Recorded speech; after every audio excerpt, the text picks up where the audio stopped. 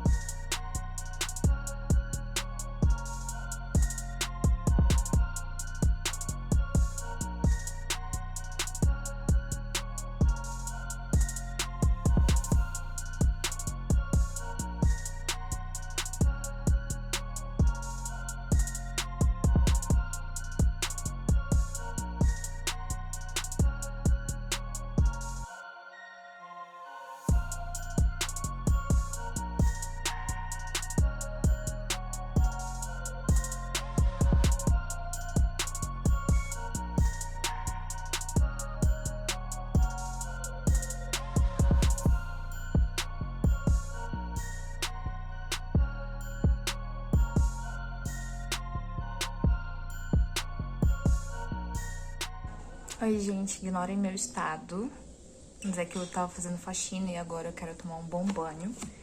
E eu vou fazer um unboxing com vocês da minha primeira compra dessa promoção que tá tendo da Amazon. Nem lembro qual promoção é. Prime Day? Sei lá.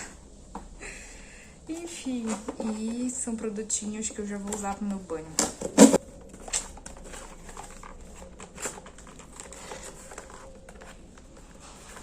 Comprei naquele cupom que tava tendo de R$50 acima de 200 em compras de produto de beleza e higiene. O que eu mais queria era isso aqui, ó. Sabonete facial. Comprei esse da Bioderma, que era um que tava na seleção, né, de produtos aplicáveis no cupom. E eu acho que é uma marca boa. É um gel de limpeza pra pele mista e oleosa, que é o caso, né? Quando eu tô lá no sul, a minha pele é seca, mas aqui no norte é oleosa. E eu comprei esse que ele tem 500 gramas e vai durar bastante, eu espero, porque eu divido com meu namorado, né? Ele vai chegar aqui em novembro. E pensa numa pessoa que gasta sabonete. É ele.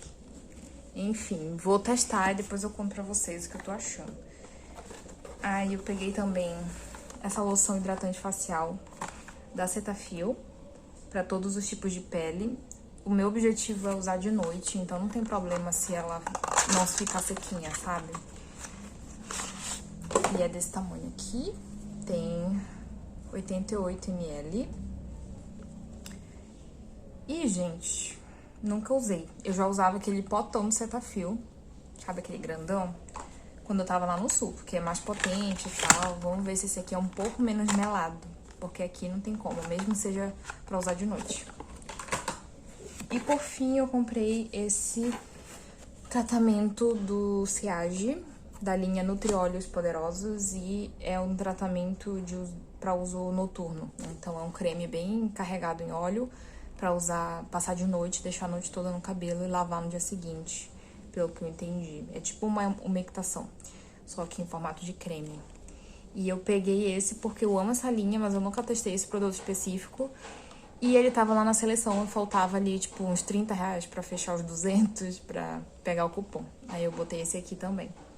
E é isso, vou tomar um banho agora. E vou testar já os produtinhos.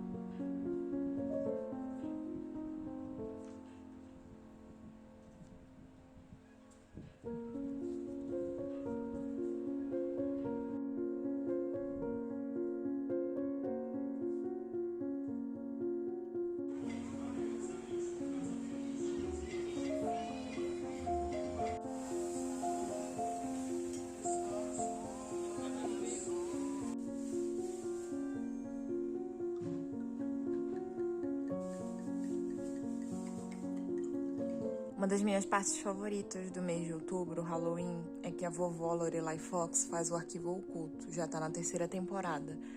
E é muito legal, são vários episódios assim em vídeo, muito bem feitos, falando de temas mais misteriosos. Primeiro que lançou esse ano agora foi sobre Césius 137, que foi o acidente, né, que aconteceu aqui no Brasil. Então, eu vou aqui ficar tranquilinha assistindo, prestando bastante atenção, porque eu amo. Para investigar os mistérios bem de perto. Vocês estão preparados? Então arrumem suas bolsas com crucifixo, água benta e muito pó compacto. Tá começando uma nova temporada de Arquivo Oculto. Olha só o que eu fiz. Um fantasminha de crochê, eu achei tão fofinho. Eu fiz esse bem simplesinho, foi o tutorial mais fácil que eu achei. E até o fim do mês eu quero fazer vários. Então, vou só tentar fazer de outros estilos, talvez aumentando um pouquinho a dificuldade. E eu tô usando esse material que eu comprei. Nesse eu usei só essa linha branca aqui, essa lã. É a família da Pinguim. Ela é realmente, sim, bem áspera, tá? Mas como é pra fazer só bichinhos, não tem problema. E pros olhinhos e a boquinha, eu usei essa, que é tipo um azul escuro. Eu queria preto, né? Mas não tinha lá quando fui comprar. E aí eu acho que dá pra passar por um preto, como é em pouca quantidade, assim, né? E aí eu tenho outras duas cores aqui pra fazer. Esse roxo, que eu quero tentar depois fazer um chapéuzinho de bruxa. E esse rosa, que era pra eu fazer o blushzinho do fantasminha com esse rosa. Só que quando eu pego essa linha e coloco em cima do branco, quase não aparece. Deveria ser um rosa mais escuro. Então, eu acho que eu vou fazer um fantasminha completo com essa linha, todo rosinha. Mas não vai ser hoje, tá? Por hoje eu já aprendi a fazer esse. E eu tô muito feliz, ele tá muito fofinho. Espero que até o fim do mês eu consiga ter uma família inteira de fantasminhas. Quero fazer minha unha agora. E em outubro, como de costume, eu pinto minha unha de preto. Então, esse, inclusive, é o mesmo esmalte que eu usava no passado. Só que esse ano eu não tô mais tão querendo uma unha básica, sabe? Então eu tenho esses dois glitters aqui que eu comprei da Hits. Eu achei uma lojinha no shopping que tem vários da Hits. Então, cada um foi R$ 10. Eu vou pintar essa semana, eu acho que com esse, ou com roxinho. E aí, na próxima semana, eu pinto com o outro. Na verdade, eu acho que eu vou deixar esse preto bonito pra semana do Halloween, que é a última semana de outubro, né? Então, acho que hoje eu vou pintar com esse. E aí, eu tenho esse aqui também, da Dylos, o Jelly Pop, que é um rosinha, mas ele é tipo ele dá uma aparência de jelly na unha. Eu não sei como fica com preto. Talvez fique um rosa escuro, alguma coisa assim. Também é mais um que eu posso estar usando. Mas hoje eu acho que eu vou usar o glitter roxo mesmo. E aqui dentro eu tenho um glitter dessa linha aqui, só que o rosa, que também é uma opção.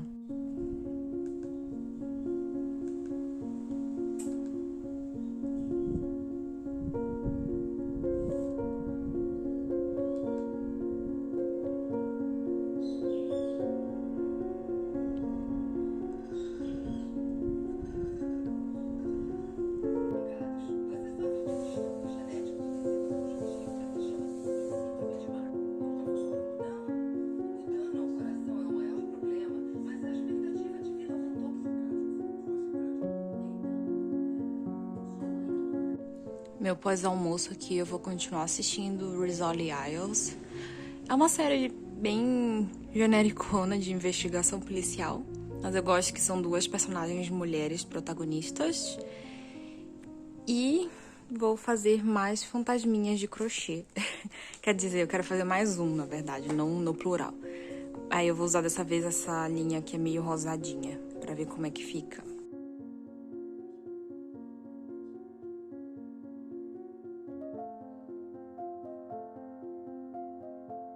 Hoje nós vamos turistar lá no centro. Esse é o meu look. Ai, não dá pra ver direito. Mas eu tô com a minha eco bag da Coraline. E esse conjuntinho meio off-white. E uma rasteirinha.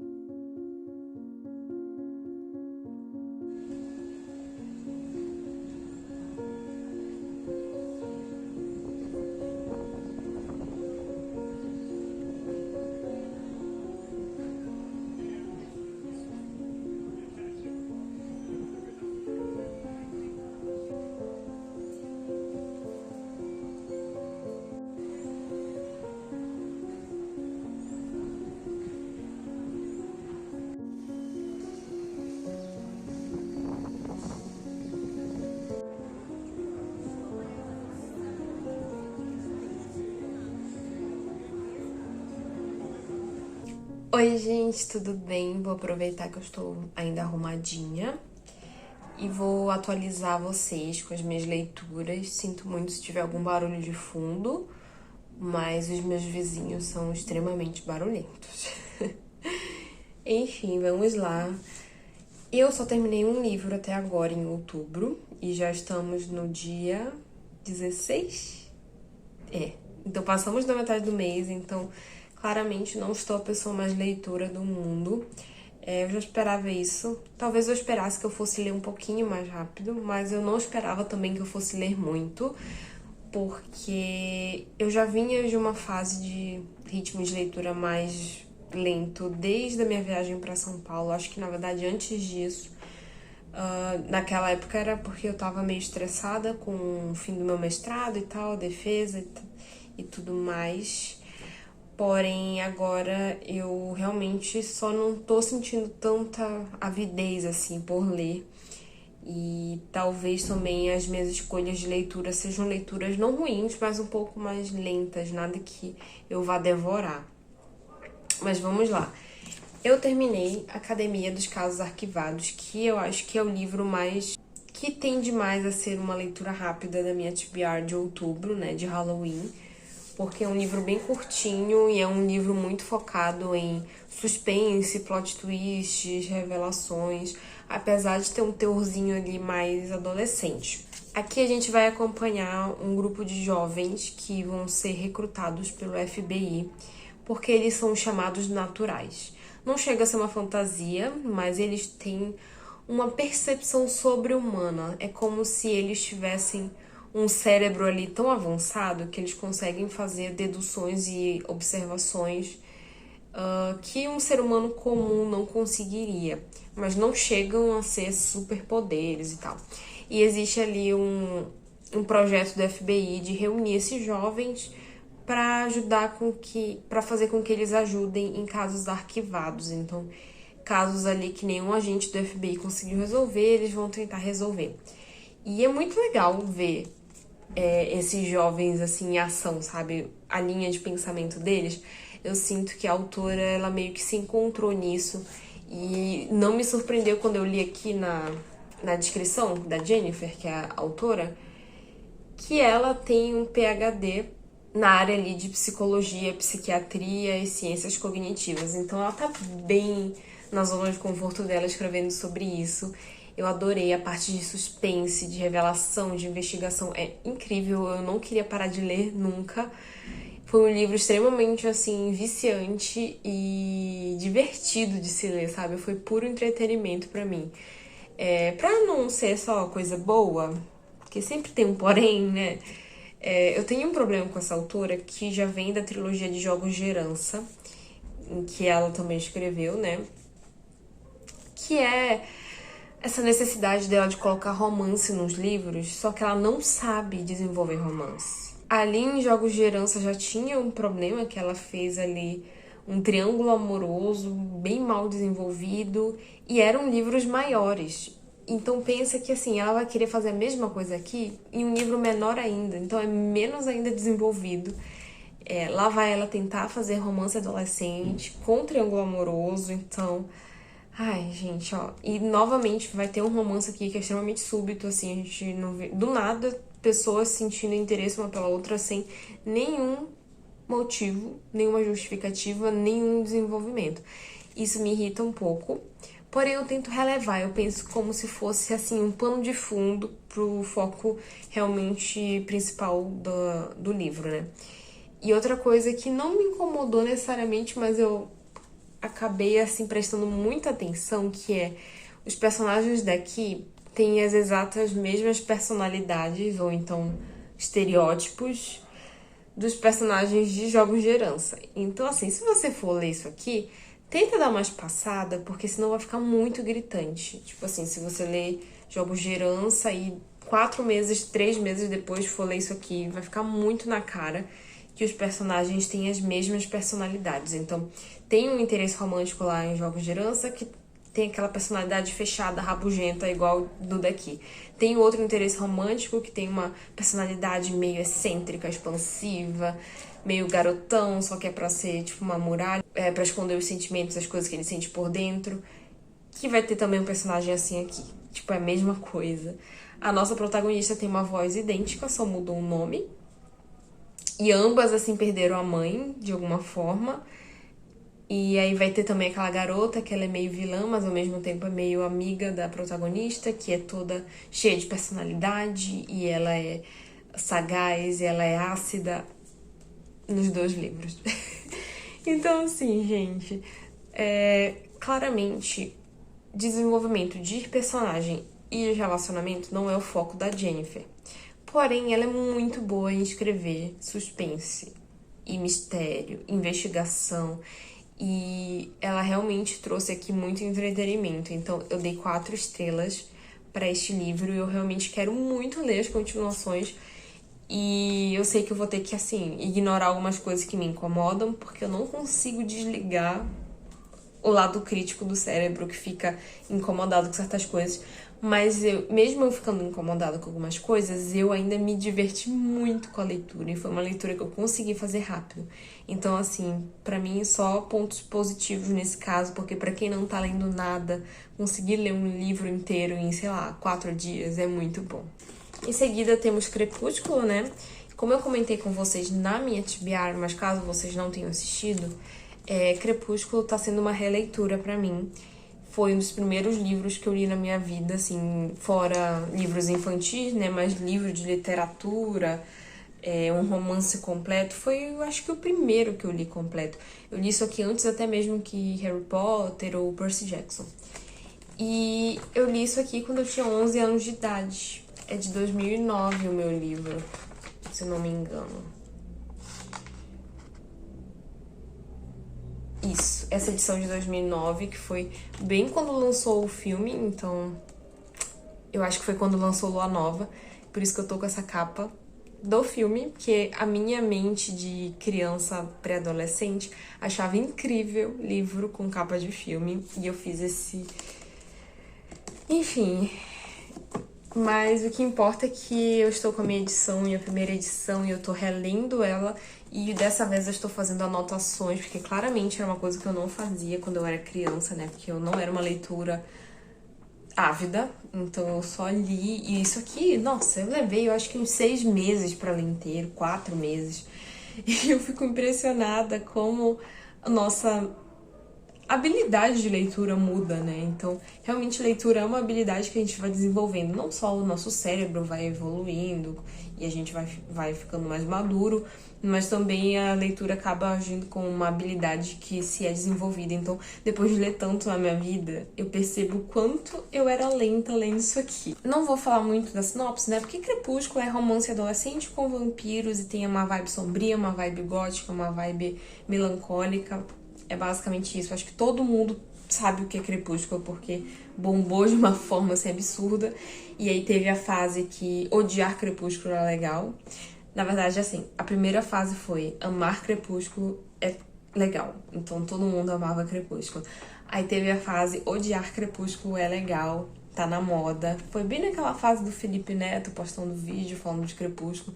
E eu confesso que nessa época eu também fui levada... Eu era adolescente, né? Fui levada por esse ritmo de, Crepúsculo, né? Tão coisa de criancinha, tão, nada a ver, sabe?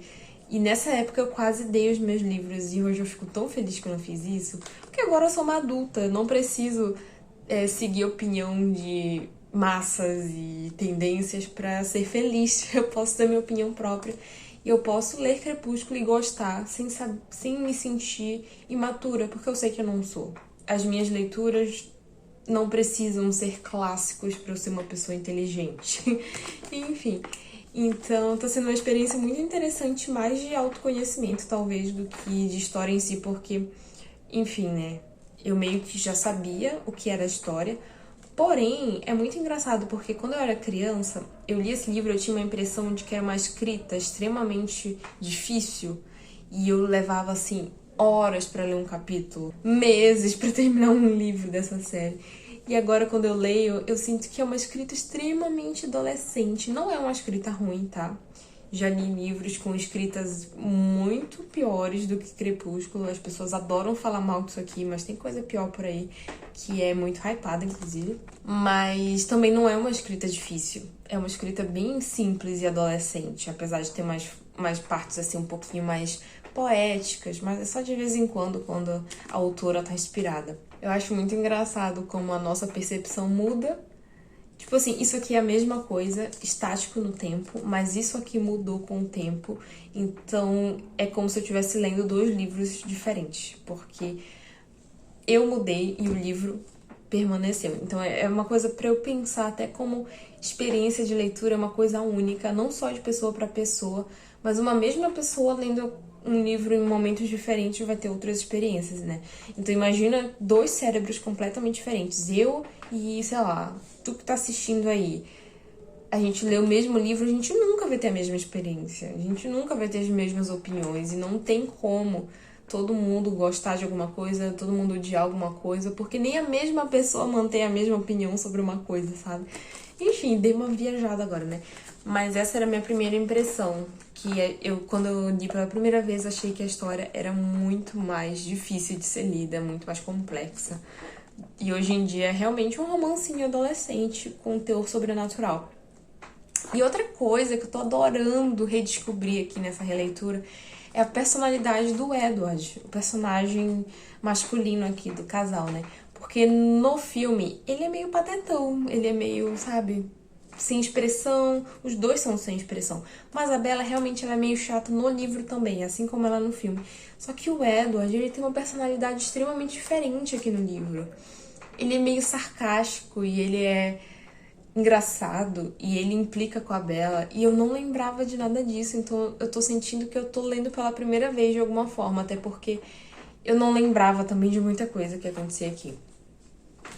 Apesar de ter algumas cenas assim que são muito icônicas, que ficam gravadas na nossa cabeça, como por exemplo a cena que também tem no filme, né, quando a Bella vai da escola pela primeira vez, a cena do refeitório, dela vendo os Cullen pela primeira vez, e a Jessica falando pra ela, aqueles são os Cullen, eles não se importam com ninguém, só com eles mesmos.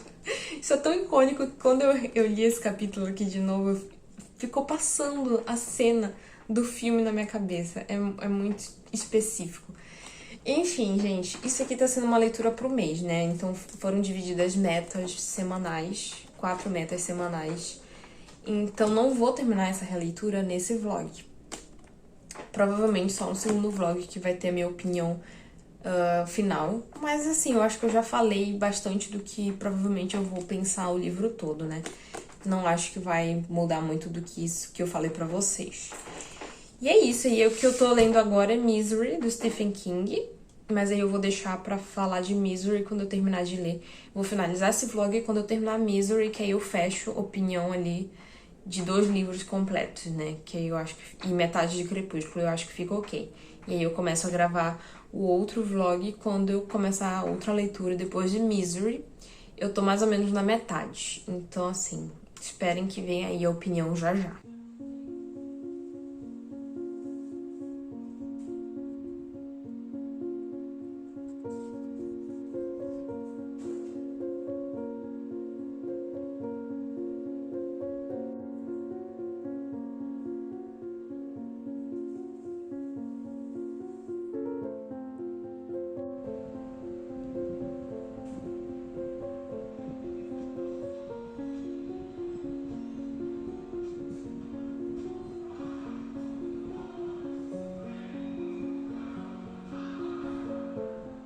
Oi, gente, vim aqui finalizar este vlog porque terminei a leitura de Misery do Stephen King. E, gente, qual será a minha opinião sobre esse livro? Eu confesso que eu fiquei um pouquinho decepcionada com essa leitura, tá? Eu acho que eu tinha expectativas muito altas, porque todo mundo falava bem desse livro. Aí eu dei uma leve calibrada nas expectativas, porque aí eu comecei a ver algumas pessoas que não gostavam tanto. E, gente, apesar de ser um livro muito redondinho do Stephen King, porque é um livro extremamente psicológico, tem muitos dos elementos que ele coloca nos livros dele, que a gente vai acompanhar um escritor que sofre um acidente de carro e por um truque ali do destino, assim que ele se acidenta, né, ele é encontrado por uma mulher que é a fã número 1 dele. Então ela encontra ele ali jogado na beira da estrada. E aqui entram alguns elementos bem agoniantes do terror dele, que esse cara ele tá com as pernas quebradas em vários locais diferentes, e isso vai ser descrito várias vezes. E essa mulher, ela acaba levando ele pra casa dela. Tipo, ela vê ele como uma oportunidade. Na mente deturpada dela, ela tá salvando ele, mas ela não vai levar ele para um hospital. Ela leva ele pra casa. E ela, assim que ela descobre que ele é aquele escritor que ela ama tanto assim, aí sim ela decide manter esse homem ali com ela.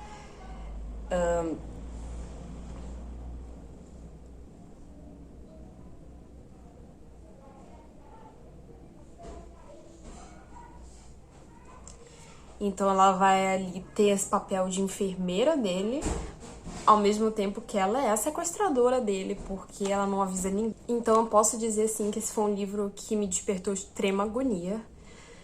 É um terror extremamente psicológico e também de descrição, assim, de coisas físicas, sabe? Que, ai meu Deus, eu li assim... algumas cenas eu tive que ler de forma dinâmica ali, só passando o olho, porque em alguns momentos, não muitos, mas alguns momentos bem específicos, tem umas descrições de violência ali que eu não consegui ler, e também algumas com o protagonista, né, outras com animais. Então eu acabo fazendo uma leitura dinâmica também, porque eu não quero ficar perturbada da cabeça. E esse foi um dos livros que mais me despertou raiva por um personagem. O que é um bom sinal, porque significa que o autor, sendo um autor de terror, ele atingiu ali um dos objetivos dele, que é a gente ter tanto envolvimento com o livro que a gente desperta sentimentos na gente, sabe? De sentir raiva, sentir pena, enfim. Eu senti muita raiva da vilã aqui dessa história, da fã número 1 do autor. Ela é extremamente piradinha da cabeça e ela tenta ali fazer uma manipulação, um gaslighting nele, do tipo, eu tô fazendo isso aqui contigo, eu tô te torturando, tô te fazendo tal coisa, mas a culpa é tua, foi tu que acabou fazendo isso consigo mesmo, tu que provocou isso.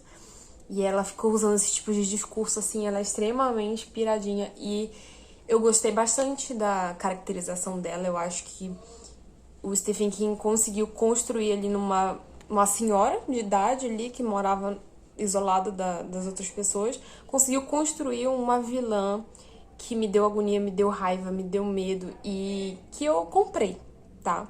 Eu acho que ele podia ter falado um pouco mais do passado da Annie, né, que é essa vilã, um pouco mais de outras coisas que ela fez, que ele fala ali, mas ele só fala superficialmente, e ela faz muita coisa, assim, pesada no passado dela, que eu acho que ele perdeu a oportunidade de falar mais sobre isso, sabe? Eu acho que ficaria muito interessante. Eu não sei como ele poderia incluir isso nessa história, né? Porque é uma história muito focada na cabeça do protagonista, ele que tá narrando a maioria do tempo, então fica meio assim, talvez não tivesse como incluir esse passado dela na história, mas eu acho que teria ficado muito interessante se ele tivesse inserido. E aí entra o personagem do protagonista, que é o Paul, que apesar de eu sentir pena dele em alguns momentos, porque ele sofre muito, em geral foi um personagem meio detestável, eu não gostei dele, não senti tanta empatia quanto eu deveria. Tipo, eu senti empatia porque, assim, eu sentiria empatia por qualquer pessoa passando por essa situação. Mas, em geral, não senti muita empatia por ele, assim, eu achei ele uma pessoa egoísta, eu achei uma pessoa chata, eu achei ele um verdadeiro, assim, macho, homem que se acha, e foi ali pego por uma mulher que acabou com ele. Então, em alguns momentos eu sentia bem feito, mas em outros momentos eu ficava, não, mas eu não posso dizer bem feito, porque essa mulher é louca, olha o que ela tá fazendo com ele. E eu acho que o fator mais interessante dessa história foi entrar na mente de um escritor. Eu sinto que nesses momentos o Stephen King colocava muito dele, falava muito sobre como funciona a mente de um escritor, como esse escritor tem ideia de um livro novo e como esse escritor começa a entrar nessa história e como ele se sente em relação a isso. E isso é muito interessante, sabe? Porque me parece algo extremamente pessoal e real, como se o Stephen King se sentisse assim, sabe? Não sei se é verdade, né? Não sei qual é o processo de escrita do Stephen King, mas ele conseguiu caracterizar tão bem essa mentalidade de escritor do protagonista que eu achei ele muito real nesse sentido, sabe? Muito realista e muito profundo, sabe? Com muitas camadas, e eu gostei muito. Inclusive tem um trecho aqui, deixa eu ver se eu acho. Que ele fala que em momento algum ele estava escrevendo pela Anne, né? Porque a Anne, a nossa vilã, ela tenta obrigar ele... Ela tenta não, ela obriga ele a escrever um livro. Que vocês, se forem ler, vocês vão entender melhor. E no fim ele tá escrevendo esse livro, mas ele tá refletindo que ele não tá escrevendo realmente por ela, apesar dela ameaçar ele. Então ele fala, nunca foi por você, Anne. Ele fala, não, ele pensa. Nem pra nenhuma das pessoas que são minhas fãs, nunca foi pelas minhas ex-esposas, nunca foi pra minha mãe, nunca foi pro meu pai. O motivo dos autores quase sempre colocarem dedicatórias nos livros é que o egoísmo deles no final horroriza até eles próprios. Então ele fala que ele bate muito nessa tecla que a escrita é um processo extremamente autocentrado, extremamente egoísta, extremamente autofocado. E eu acho que é algo que é muito... Eu acho que é algo que faz muito sentido, pelo menos aqui nessa história. Eu não sou escritora, né? Mas até, por exemplo, uma comparação assim, um livro do Stephen King com a minha dissertação de mestrado. Nada a ver, não é escrita criativa, não é uma obra-prima a minha dissertação. Porém, realmente, assim, no final das contas, apesar de ter uma grande pressão da academia para escrever, uma pressão da minha orientadora para escrever, eu querer deixar os meus familiares, o meu namorado, enfim, meus amigos orgulhosos, mas no fim das contas eu tava escrevendo só por mim, sabe? No fim das contas, quem eu queria agradar mesmo era eu. Então, é óbvio que eu queria que a minha orientadora aprovasse meu trabalho, a banca aprovasse, mas eu não ia ter todo aquele esforço por outra pessoa, sabe? Só mesmo querendo muito ser pesquisadora, querendo muito escrever aquilo pra eu realmente conseguir escrever do início ao fim, porque se você for fazer algo tão difícil por outra pessoa, você não vai conseguir terminar, provavelmente. Pelo menos é assim que funciona assim na minha cabeça, eu acho. E também na cabeça do nosso protagonista, veja só. Eu encontrei algo em comum com ele, só que eu achei ele uma pessoa extremamente odiável. O que será que isso diz de mim, né? Espero que nada. Espero que seja só um paralelo. Mas enfim, no fim das contas, eu achei o livro um pouquinho repetitivo. Porque apesar dele ter coisas extremamente interessantes, que eu já comentei aqui, ele se passa todo nesse cárcere do protagonista. Então, apesar de eu ter lido algumas avaliações que as pessoas acharam que é um livro muito fluido e que nem sentiram que se passou tanto tempo ali, eu senti um pouco. Eu cheguei em alguns momentos assim que eu senti umas barrigas no livro, sabe? Uns momentos mais lentos, mais arrastados. Então isso se dá um pouquinho no começo, isso dá... Aí lá no meio acontecem umas coisas assim mais aceleradas que aí eu fiquei novamente louca pra ler. Depois tem mais uma barriga ali do meio pro final. Então foram esses momentos ali que eu fiquei meio assim. Mas em geral eu dei 3 estrelas pra esse livro. É um livro bom, mas não é um livro incrível pra mim. Teve esses 2 principais problemas, né? De eu não me conectar com o protagonista ali, eu achar ele meio odiável e não tá torcendo tanto por ele. E também essas partes mais lentas, por o livro se passar ali só num ambiente, só num cenário e só as mesmas coisas. E, por incrível que pareça, eu não odiei o final, tá? O Stephen King normalmente faz finais assim meio... Mas esse aqui eu achei que foi um final bem realista e bem dentro do que ele construiu aqui, tá? Não é um final fantasioso, não é um final clichê, então eu achei que foi um final certo pro livro. E é isso. Esse foi então o meu último livro deste vlog. Eu vou finalizar porque eu acho que ele já tá longuinho, né? E eu vou tentar gravar mais um vlog ali da reta final de outubro, da reta final de Halloween, porque já passamos ali até do dia 20, então acho que faltam mais uns 9 dias no mês. Mas aí eu vou começar outro vlog amanhã e vou tentar ler ali, dar uma acelerada nas leituras, ler pelo menos mais 2 livros pro próximo vlog, então assistam. Ele provavelmente vai sair depois do final de outubro, tá? Vai sair lá no início de setembro. Mas, por enquanto, dentro de outubro, eu acho que você já tem um vlog bem temático. Assim, na medida do possível, na verdade, não é bem temático. Porque, querendo ou não, eu moro num local que está calor, então acaba passando uma vibe muito verão aqui. Mesmo que seja outubro, sabe? Eu sou bem aquele meme do fantasminha lendo com um ventilador, sabe? Porque não tem como passar aquela estética de eu estou com um suéter, eu tô bebendo um chocolate quente. Porque, gente, aqui é calor todo dia, todos os meses, o ano todo. Mas é isso, eu espero que vocês tenham gostado deste vlog. Até o próximo.